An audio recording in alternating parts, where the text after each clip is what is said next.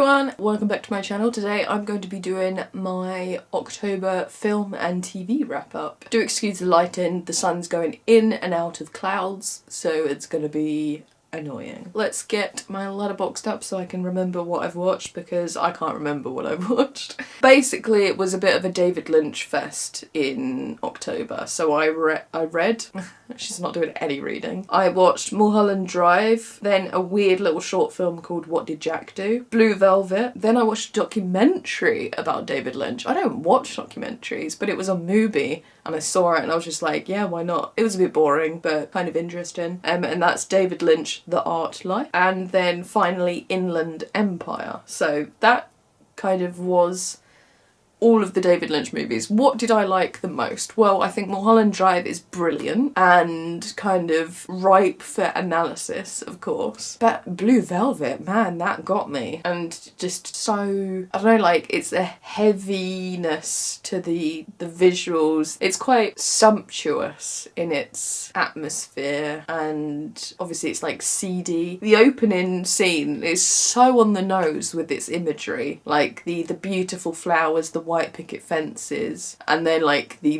bugs scurrying in the undergrowth just kind of sets the tone for the film, of that everything seems great but there's despicable people lurking in the shadows. And then like the idea of the robins at the end, it's basically that then the disgusting things in the undergrowth, the bad people in the town, have been sort of cleared out. That's what I got from that imagery anyway. Brilliant movie. I don't know why I haven't watched it sooner, but yeah, like, and again, just, I don't know, there's just something about David Lynch's style that is just very hypnotic. Like the way that sometimes it feels like it's not of its time, because there's kind of like 1950s imagery. Again, that happens in Twin Peaks and almost in Mulholland Drive as well, like just the idea of it not being of the time it's set in, but kind of it still is. And it's just the haziness, the light, the music. There's like these people working around David Lynch that kind of give the whole package. So like the composer, can't say his name, Angelo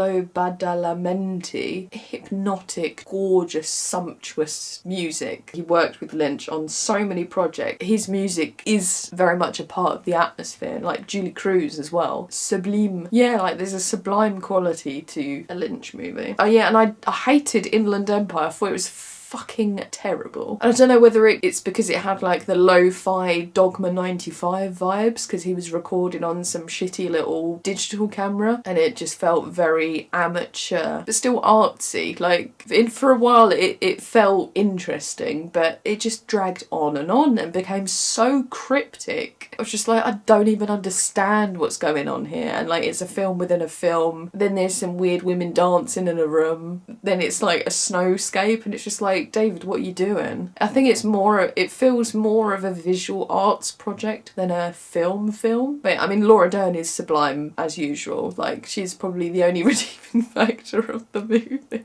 What else? Oh yeah, and I don't know whether it's me being obsessed with 2001: A Space Odyssey, but at the beginning and kind of at the end as well, it felt like there was a reference to this moment in 2000: A Space Odyssey that is basically my Roman Empire. I think about it all the time. And it's the bit at the end when David goes through the Stargate and he goes to that weird white room, and then he is sitting somewhere and then he looks over somewhere else and it's like in the future, and then suddenly he becomes that future person, and then after he's dropped, I think it was like cutlery or something, he then looks and sees himself in bed, and then he becomes the person in the bed, and then he dies. So it just kind of reminds me of like how fleeting life is, and like where you're here now, suddenly you're going to be the thing in the future looking back. Oh, gross. But yeah, that happens kind of not as much of an expanse in time, but there's like this moment where she's sitting on one side of the room and then she looks over and sees herself on the sofa talking with someone else, and then she becomes that person. And it does it again at the end where she's sitting on the sofa and then she becomes the other person. And I was just like, is that a 2001: A Space Odyssey reference?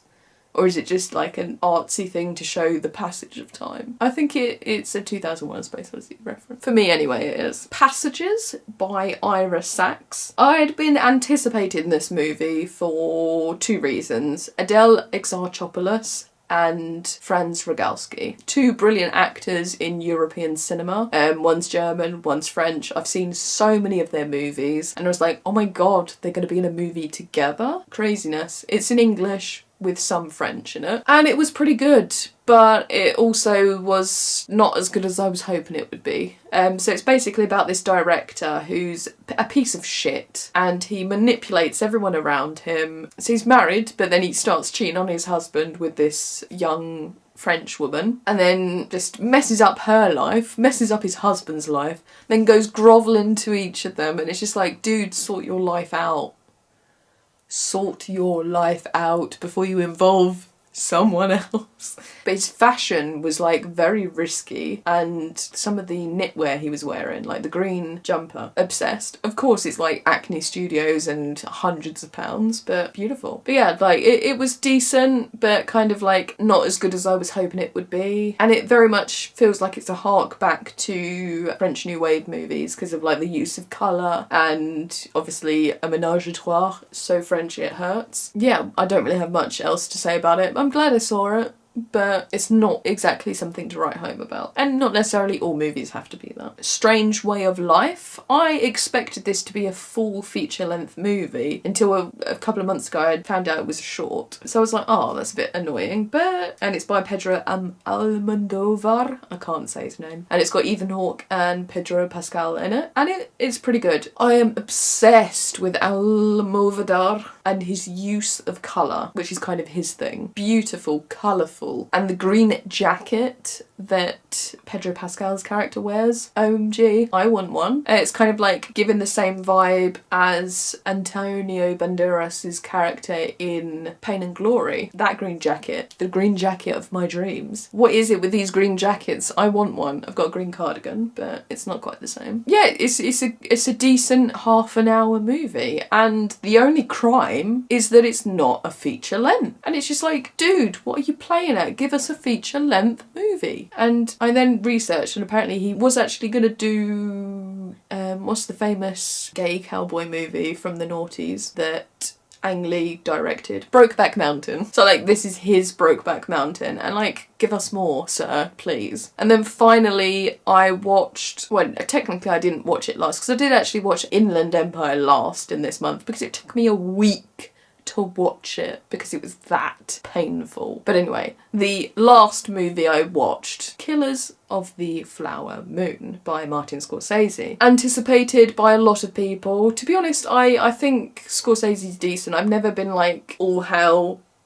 the master of cinema. Thing is, he's at the top of his game. He's got nowhere else to go because he's just mastered the art of filmmaking. And yes, technically the film is flawless. There is nothing wrong with how it's made. But in a way, that's just a bit boring, isn't it? When you can create an amazing film and it's not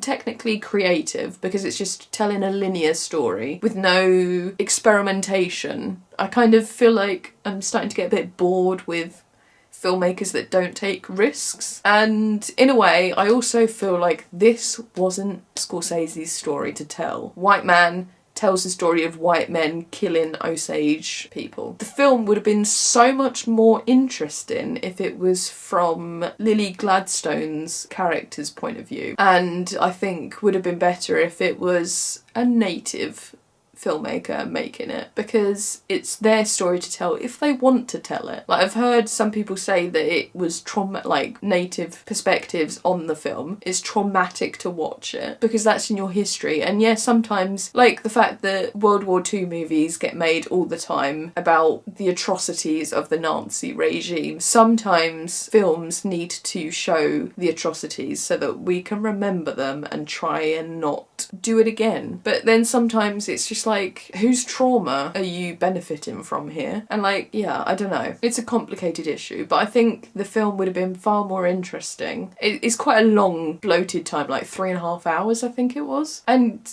I didn't necessarily get bored, but it just kept going. And it's the kind of thing I think it would have been far more interesting if it was told from a different perspective. And I think Molly's character, it would have been far more interesting to kind of see her slowly come into the realisation of what these men are doing to her family and her community as a whole.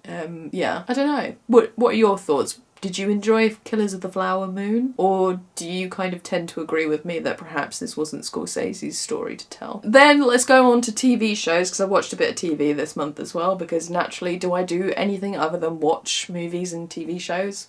Clearly not. So what have I been watching? Obviously I've been continuing with Twin Peaks. Watch my Twin Peaks video if you haven't already. Been watching Loki. The best thing that the creators of Loki did this season was introduce a character played by Ki Hee Kwan. Legend! Absolutely, like, just every time he's on screen it's a joy, because it's just, and I'm so glad that Everything Everywhere All at Once has kind of brought him back into the foreground of movies. Other than that, it's kind of been a bit of a basic story. Like, I thought we were going to go more into, like, falling through time and things like that, but it kind of very much, I mean, were they just trying to keep the cost down and just setting the whole thing in the TVA on, like, just a few sets? Because they've packed the cast with too many high-profile names and their budget doesn't extend to much else. I don't know, like, I mean, I love the character of Loki because I'm obsessed with Norse mythology, and so I'm a Loki enjoyer. But I am starting to become a bit bored with Marvel, and I think that's the general consensus. So I need something to blow my mind a bit more. Talking of blowing my mind, it didn't really necessarily, but a Korean drama on Paramount Plus, Bargain. So it starts off feeling like it's one thing and then it becomes something else entirely. But essentially the premise is that this woman works in a organ trafficking ring, and she lures a man to a hotel to then basically sell his body parts. But as that's happening, a natural disaster happens, and the hotel that they're in, basically, I think it's a landslide, and so everything goes to shit. People die left, right and centre, and it basically then becomes a disaster movie. And so then the guy that is basically being sold for parts has to team up with the woman that was trying to auction him off to survive. But perhaps the most interesting thing about this show is how it's shot, because it's filmed as if it's all one long take, which is insane because it's a 6-part series and it's so intricate that it must have taken so long, or maybe it didn't, to film it, because logistically you've got to move the character in a certain way around the acting, through things. Obviously there's probably like CGI cuts so that they can then continue and not have to basically be flawless for a whole 40-minute episode. But yeah, it's just insanity. And then what that brings to the table is a sort of sense of urgency. So because this is a natural disaster and everyone's kind of clinging on and trying to survive, the way it's shot gives you that urgency, the feeling that you're in the moment with the characters. Genius stuff. And I love when technical things portray things to the audience, so the movement of the camera makes you feel like you're in there with them. Brilliant. Ends on a cliffhanger though, and apparently it's only a mini-series. Why do they do this to us? Why? But yeah, like, I thought it was enjoyable, and if you haven't seen it, go watch it. And also, I think it was based on a short movie, so like, I'm intrigued to see whether I can find that short film and see how it compares to the TV show adaptation. Bodies, the Netflix show, time travel, basically Dark meets the Terminator. For the most part, I found it really good. The kind of resolution about like a hurt little boy annihilating the world,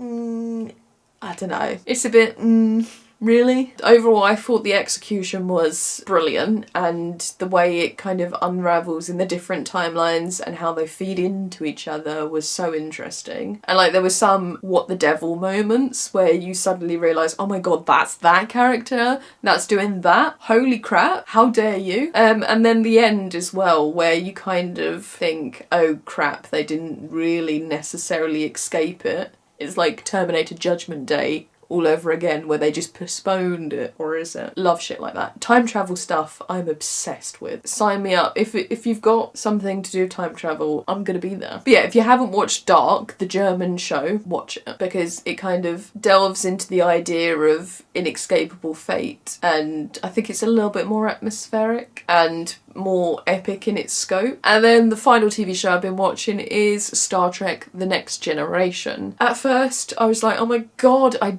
don't want to watch this because it's not the original crew who have my heart very much. Like Captain Kirk, Spock, Uhura, Bones, like they're kind of unmatched. But slowly I am starting to warm to certain people in the new crew. Like I'm not really feeling Picard at the moment. Like maybe he will win me over because there's like 7 seasons or something. So maybe by the end I will enjoy him as the captain, but I'm a Kirk girl through and through.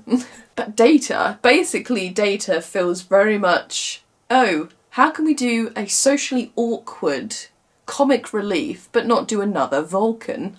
Oh, let's do a robot instead. But then the ironic thing is, when you look at the original series, there's robots in that, and none of them are as pale as fuck. They all look normal and human. Why has a century gone by and the robots have regressed? Do they address that? Or is it because it's too uncanny valley, so they need to make it more obvious that the robots aren't human? So then they decide to then start creating them as pale androids with different colour eyes. That's how I'm going to look at it. That the robots were too human-like, so then they had to do something to distinguish them from being human more. Because like that episode where Kirk falls in love with a robot and like goes a bit insane was ridiculous, but kind of funny. I mean, to be honest, season 3 of the original series was a bit of a dumpster fire, but we won't talk about it. Oh yeah, and the other thing I really enjoy about The Next Generation is the fact that there are Klingons on the crew. And that kind of shows that progress can happen. That your sworn enemies can become trusted. And it kind of feeds into the idea of the optimism and the hope of Star Trek. That basically these people, or these aliens, your sworn enemy, can become allies. And that just warms me inside a bit.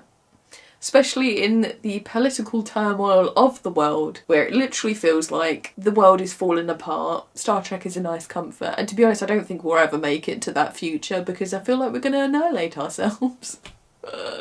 So we need to like evolve past this conflict stage and just become friends. Everyone just needs to dance and become friends so that we can go off into the universe and explore strange new worlds. Please, before it's too late.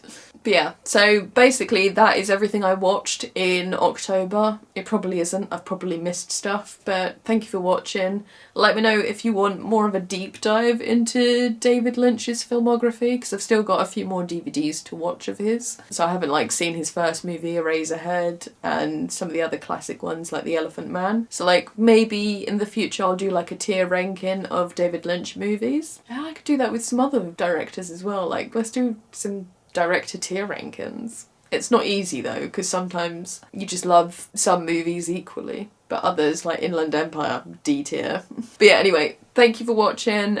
Let me know if you enjoyed this video by giving me a thumbs up, subscribe, ring-a-ding-ding that bell, and I will see you again soon. Bye bye.